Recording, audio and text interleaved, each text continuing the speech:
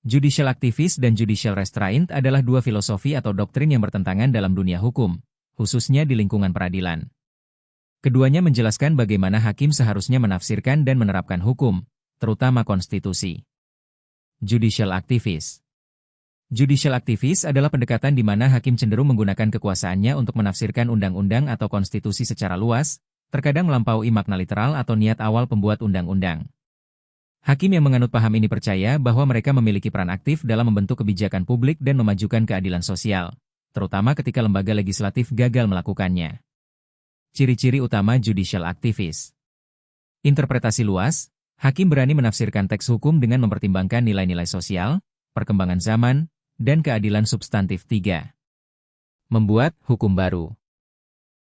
Putusan hakim tidak hanya menyelesaikan kasus, tetapi juga menciptakan preseden atau norma baru yang belum diatur secara eksplisit dalam undang-undang.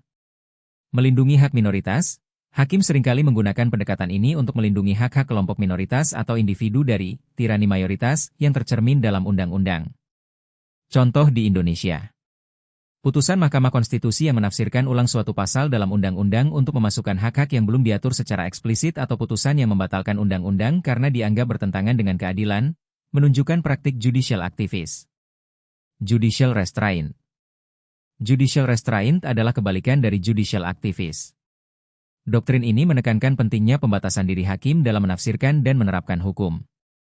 Hakim yang menganut paham ini meyakini bahwa peran utama mereka adalah menerapkan hukum sebagaimana adanya, bukan mengubahnya atau membuatnya. Mereka menghormati keputusan cabang kekuasaan lain, legislatif dan eksekutif, dan menghindari campur tangan dalam urusan politik. Ciri-ciri utama judicial restraint. Interpretasi ketat, hakim berpegang teguh pada makna literal dari teks hukum dan niat orisinal pembuat undang-undang. Menghormati preseden, stare decisis sangat menghargai putusan-putusan pengadilan sebelumnya untuk menjaga stabilitas dan kepastian hukum. Tidak membuat hukum, hakim menolak untuk membuat kebijakan dari bangku hakim dan menganggap bahwa pembentukan hukum adalah ranah legislatif. 9. Contoh di Indonesia. Sebuah putusan pengadilan yang menolak permohonan dengan alasan bahwa masalah tersebut harus diselesaikan melalui revisi undang-undang oleh DPR, bukan melalui putusan pengadilan, adalah contoh penerapan judicial restraint. Perbedaan dan keseimbangan berikut tabelnya dapat dilihat. Aspek judicial activist judicial restraint. Tujuan memajukan keadilan sosial dan melindungi hak menjaga kepastian hukum dan menghormati pemisahan kekuasaan. Pendekatan menafsirkan hukum secara luas menafsirkan hukum secara ketat dan literal. Fokus keadilan substantif, keadilan prosedural, dan stabilitas hukum. Sikap terhadap cabang lain bersedia mengoreksi kesalahan legislatif, eksekutif menahan diri dari intervensi terhadap kebijakan publik. Di Indonesia, perdebatan antara kedua doktrin ini sering muncul, terutama di Mahkamah Konstitusi.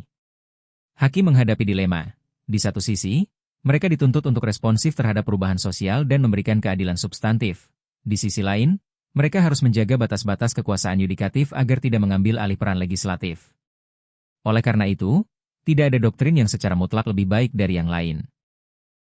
Penerapannya harus seimbang, disesuaikan dengan karakteristik kasus dan kebutuhan hukum yang adil bagi masyarakat. Nah, itulah perbedaan antara judicial activist dan judicial restraint dalam putusan Mahkamah Konstitusi. Sekian video ini, semoga bermanfaat. Terima kasih.